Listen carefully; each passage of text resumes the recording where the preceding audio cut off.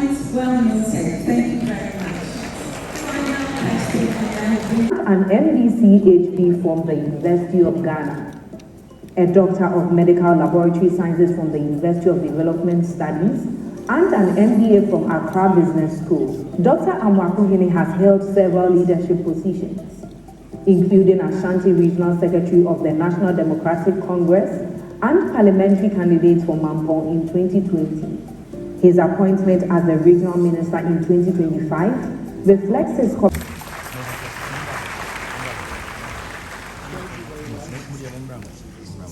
Thank you, Honorable Kennedy Agyapong, former leaders president.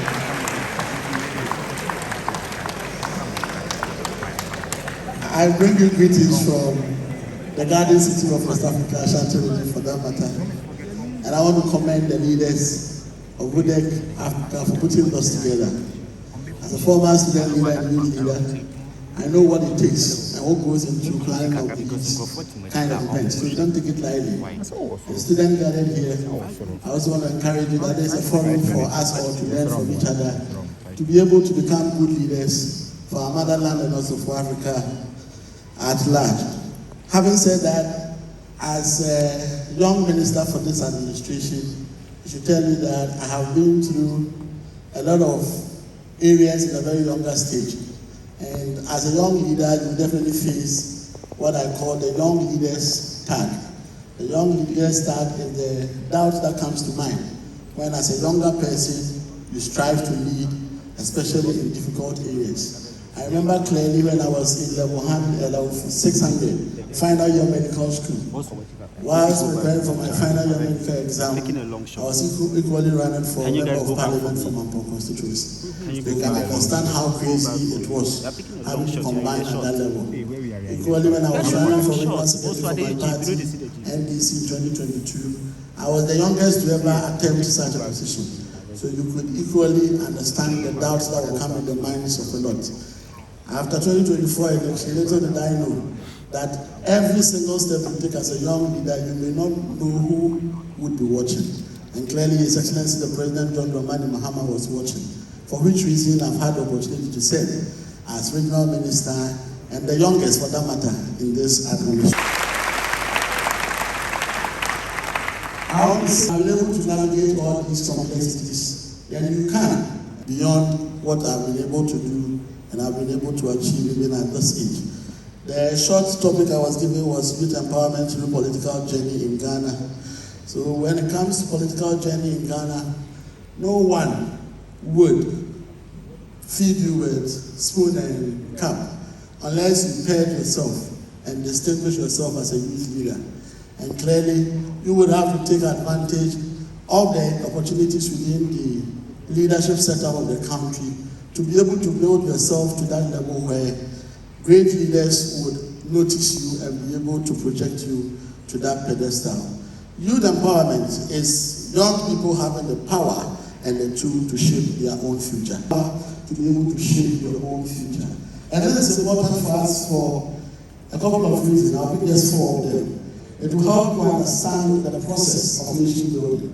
So whenever a youth is brought to the table of decision making, it helps us know how it is done. And once we know how it is done, it helps us creating that future and developing our motherland. And also helps us to take responsibility. And the ultimate for me is that it teaches you what we call troubleshooting. Hands in despair, or you not give up, you would be able to stand and make sure that you solve each and every single problem, because you are part of the process in making sure we build the future that we all want.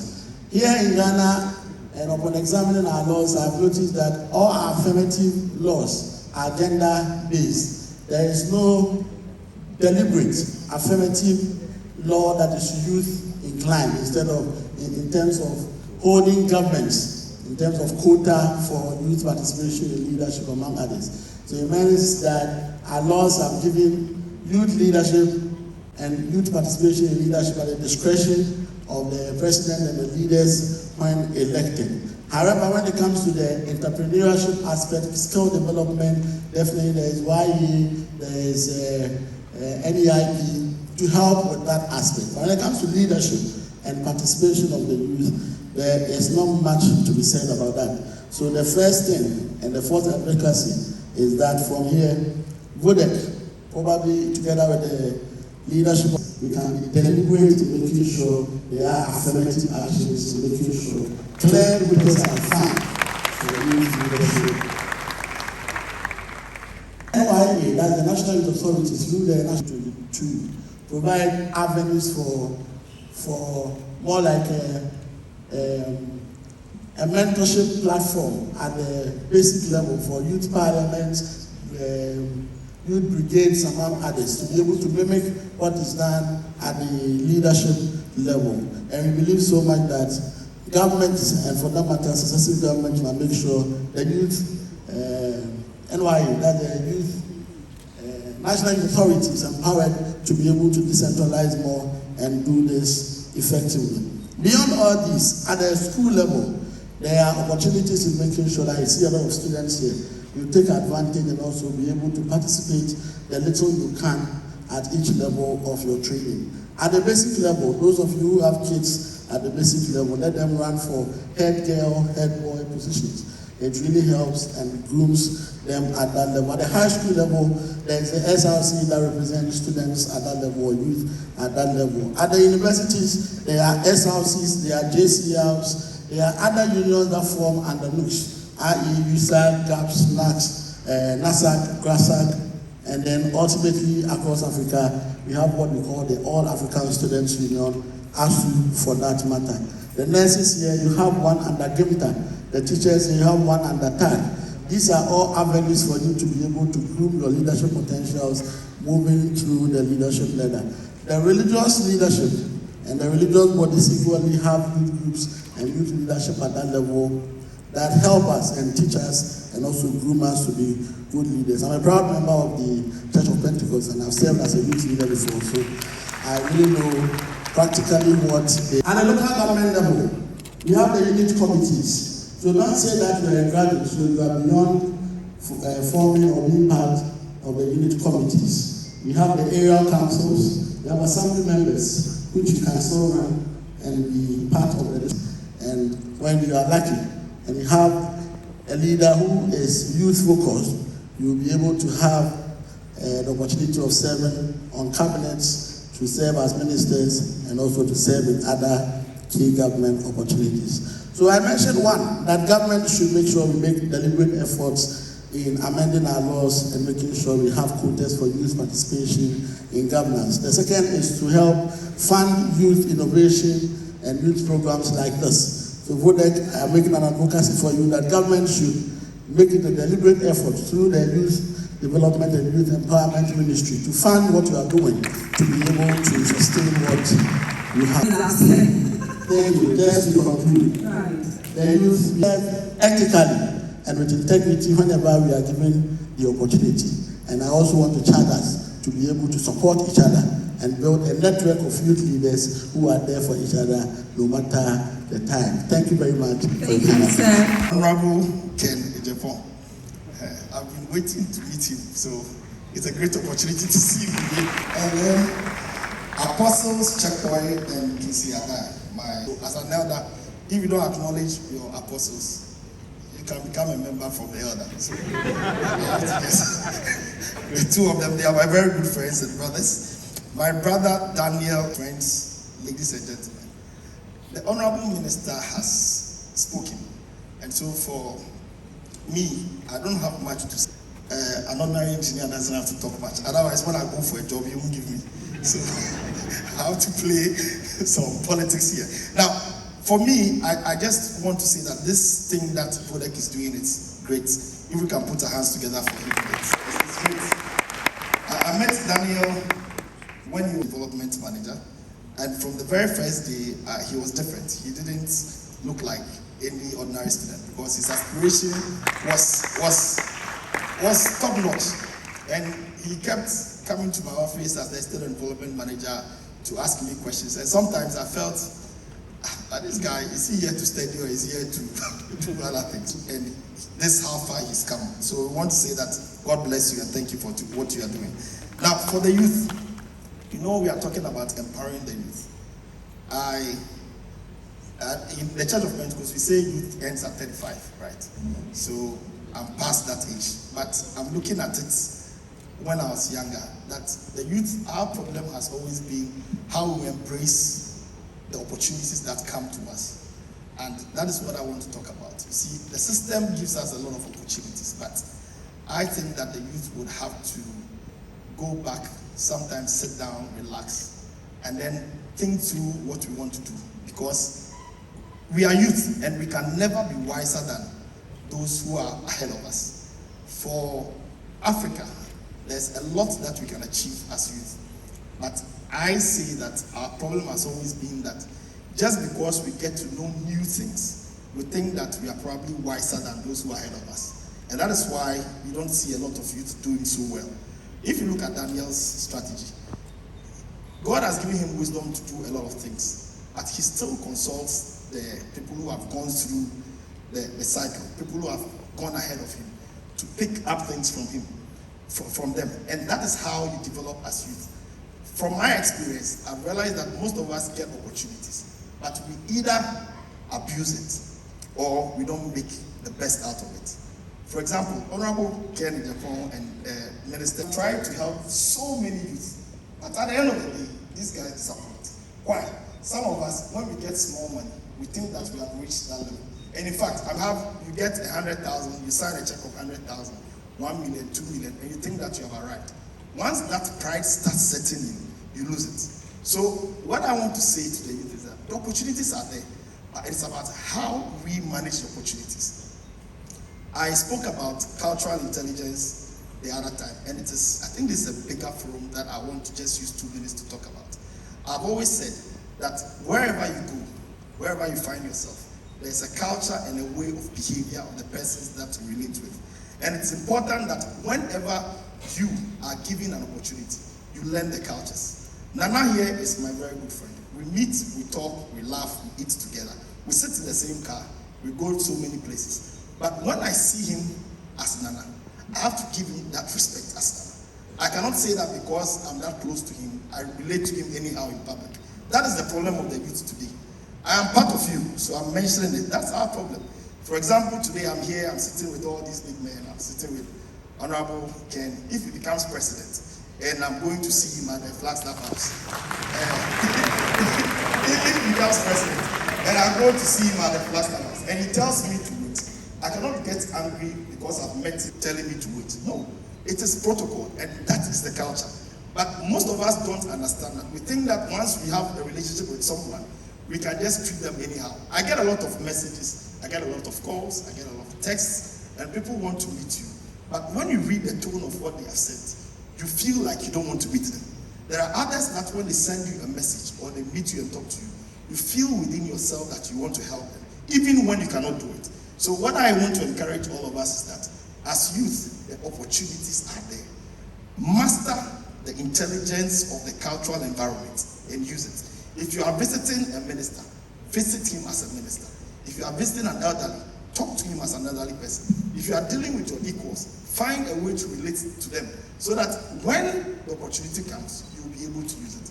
I am of the view that Ghana has a lot to give, and we as youth have a lot to take. But the gap is that we are not thinking in our context. Let us not overthink.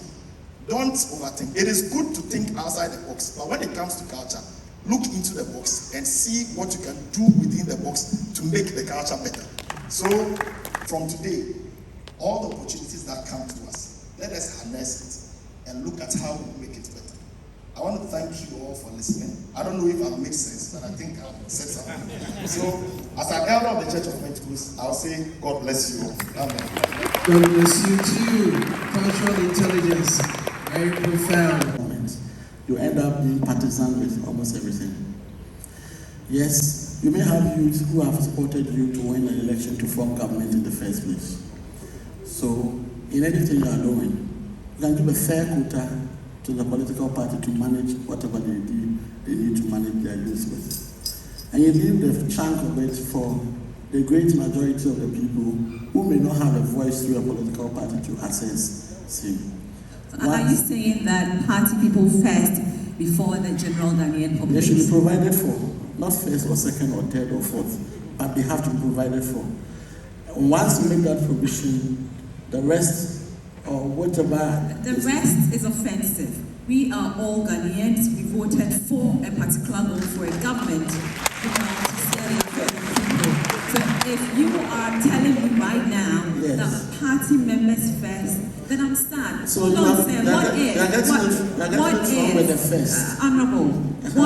if you said that? So what if I have no connections to you and I really need that? Then everything is not cast. Is that what you're saying? You are getting it wrong with first.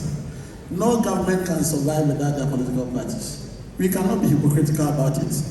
That a youth would leave everything they are doing, follow Amoakohene in Agyapong, go and give all the showdown, and at the end of the day, you expect that you become president and will not take care of them. It will never happen. So make adequate provision for your political party. Whilst you make adequate provision for the rest, or if I say the rest, it doesn't mean that we are putting the political party first, but the political party must be catered for. If they are not catered for, that is where they will come on your neck, and everything now will turn into a partisan affair because you have not been able to provide it for them. Once you're able to do that and satisfy both parts, I don't see the reason why. So for me as a minister now, every Tuesday I decide I dedicate that for political party affairs. So if you're a party person, you want to see me on Tuesdays. Every other day is for government business.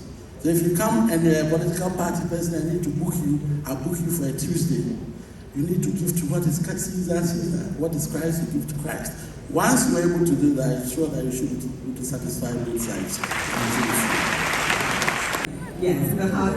Now, okay, so in my view, the government has embarked on a lot of initiatives to easily access them. For instance, as the GMB Queen and embarking on my project, I have met a lot of people in government just by sending letters to them, booking appointments to meet them, and they are always available.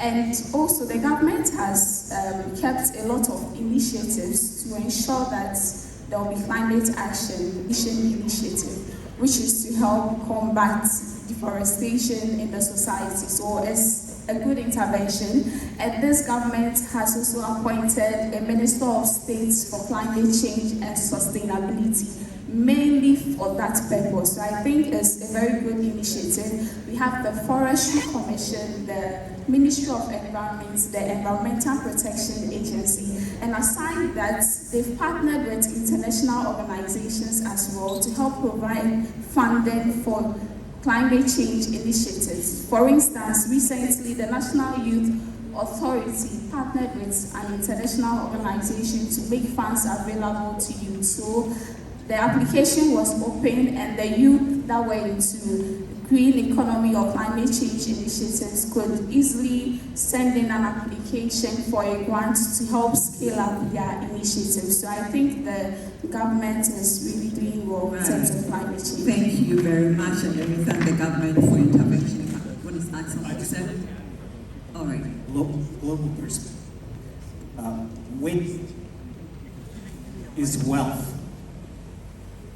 Okay, width is empowering entrepreneurship. You know, I'm getting investment or money back on investment. It's difficult to mention one specific area, but tech is flying. Tech is flying, right? But then you must also look at your strength and then go into the area that you can stand. Because if you're a young person, what you don't have is capital.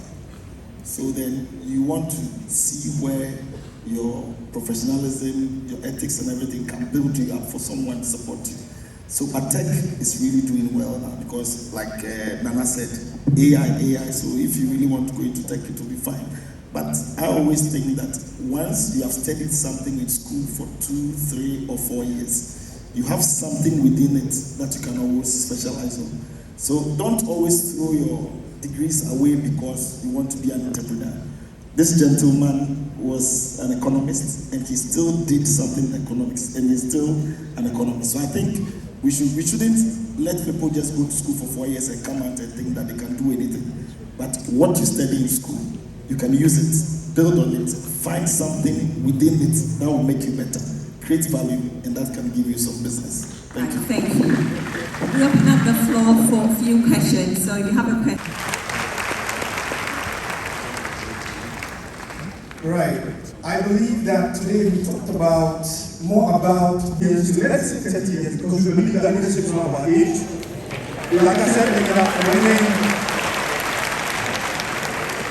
and also our question to our honorable candidate upon. Sorry, this is the last question. He contested for the Flagbearer 2026. What strategic plan does he have for the youth? But before I end, let us show love for him for being present here. Like I said, my name is Amoakohene. Thank you very much. Thank you. So, Honourable Minister, take the question. The framers of our Constitution had a certain perspective at the time the Constitution was being written. And the Constitution definitely is a growing document to provide for current dispensation, and it should be a reflection of what the youth is calling for. So that we can have a disease president in the near future. All right, thank you. So, Honourable Agyapong will take the next question. Of Ghana students. And right after I moved, and also having addressed myself with the challenges of students across the country, I realized that there was a need to enter mainstream politics. And to enter mainstream politics, we needed to start from somewhere. I had the opportunity of either entering to Accra or going back to my hometown. I was given an advice. Sorry to utilize the tablet outside. I would like to make the organization for actually